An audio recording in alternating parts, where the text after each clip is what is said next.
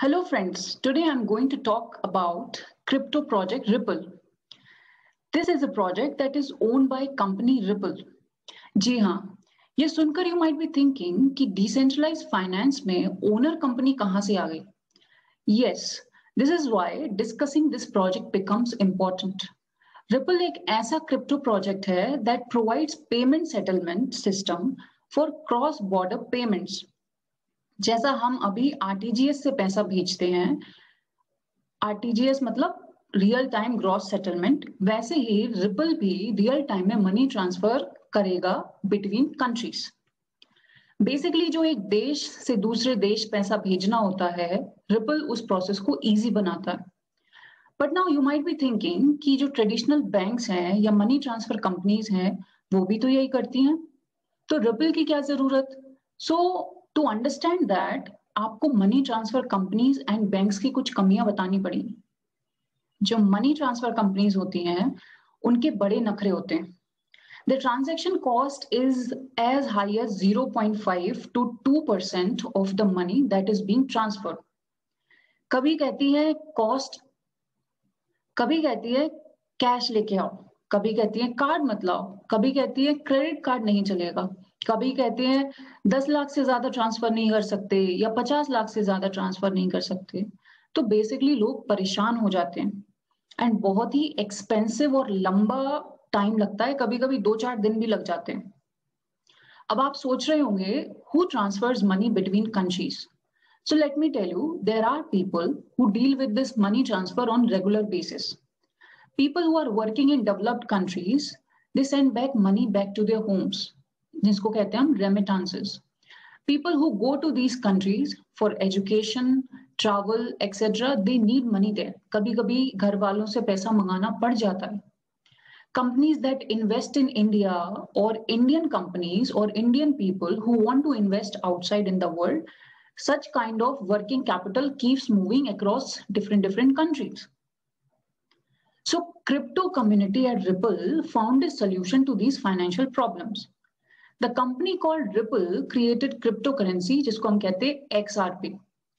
This crypto project is among the top 5 crypto project as per market valuation, which is $75 billion, and XRP की अभी market price है $1.5.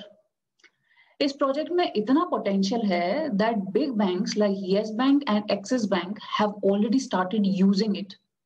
Ripple इतना successful project इसलिए है because it aims to solve global money transfer problems.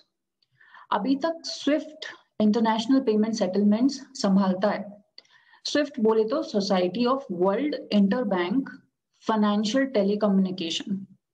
मतलब अगर आप यहाँ एसबीआई से पैसा किसी और देश में भेजोगे तो एसबीआई आरबीआई की मदद से और आरबीआई स्विफ्ट की मदद से उस देश में पैसा ट्रांसफर करेगा, इसलिए ये लंबा और एक्सपेंसिव प्रोसेस हो जाता है। स्विफ्ट के 11 मिलियन मेंबर्स हैं, which are mostly banks and financial institutions. हमारे यहाँ RBI is also part of it.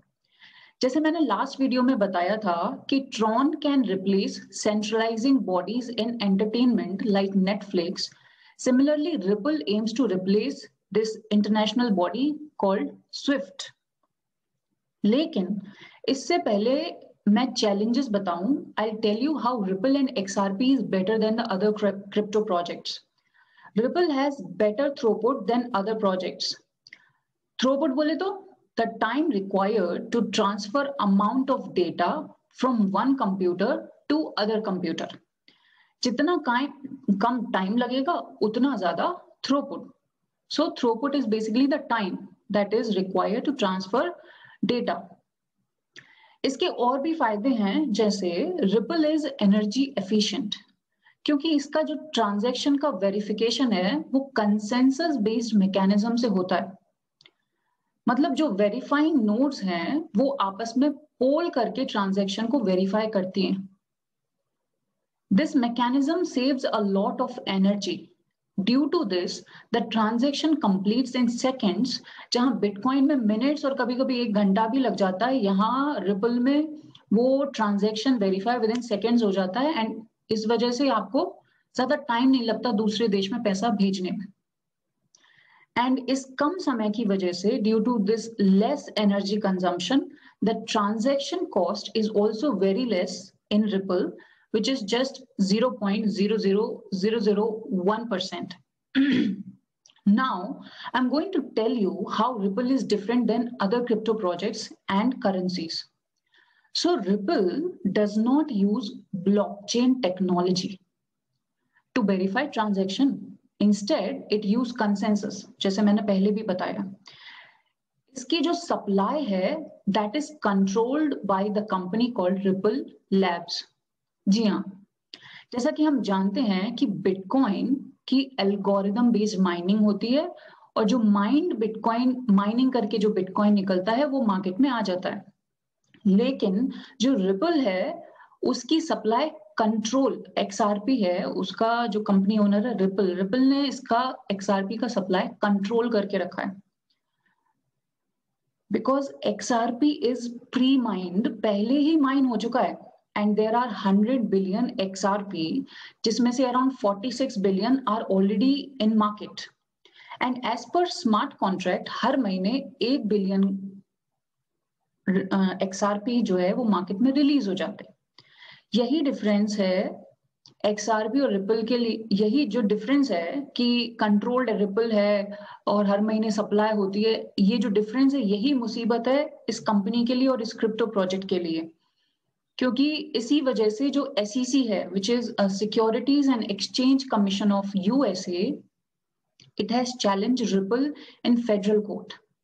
And इसी वजह से जो Coinbase which is one of the leading crypto exchanges in the world, it has delisted XRP from the exchange. मतलब exchange से ही हटा दिया यार कि तुम कहाँ लीगल बैटल्स में पड़े हो, अभी अभी तुम में ट्रेड नहीं कर सकते हैं. So now try to understand why this issue becomes important and decisive factor in the sustainability of Ripple and XRP. एक तरफ जो क्रिप्टो है उसे डिसेंट्रलाइज फाइनेंस कह के लोगों तक पहुंचाया जा रहा है. हेयर डिसेंट्रलाइज मतलब कोई भी एक बॉडी या एक इंस्टीट्यूशन उसको क्रिएट नहीं करता, ओन नहीं करता. मतलब लेकिन जो XRP है उसके केस में क्या हो रहा है, ripple owns it and releases it which is against the fundamental concepts of DeFi. इसलिए जो SEC है उसने केस किया बिकॉज उसको बनाया ही इसी पर्पज से था. 1930 में जब स्टॉक मार्केट क्रैश हुआ, सबप्राइम क्राइसिस आया जिसने इन्वेस्टर्स एंड बैंकिंग सिस्टम को मैनिपुलेट किया and there was lot of fraud in that. तो मार्केट क्रैश हो गया. सो उस क्रैश के बाद SEC को बनाया कि इस तरीके का मैनिपुलेशन फिर से ना हो. That's why it will be interesting to see how and where does the Ripple and XRP go. इस प्रोजेक्ट में इतना पोटेंशियल है कि आप सेकेंड्स में दुनिया में कहीं भी पैसे भेज सकते हो. बस ये केस का कुछ पॉजिटिव सोल्यूशन आए, तब तक इसमें ज्यादा अमाउंट इन्वेस्ट करने की सलाह I will not give you. Rest is all up to you. I hope you understand and let me know your feedback in the comment section below. Because crypto में जितना समझोगे उतना benefit ले पाओगे. Please share the video with your friends who are investing without much knowledge because जानकारी तो जरूरी है ना. Thank you so much. Thank you for listening and have a good day.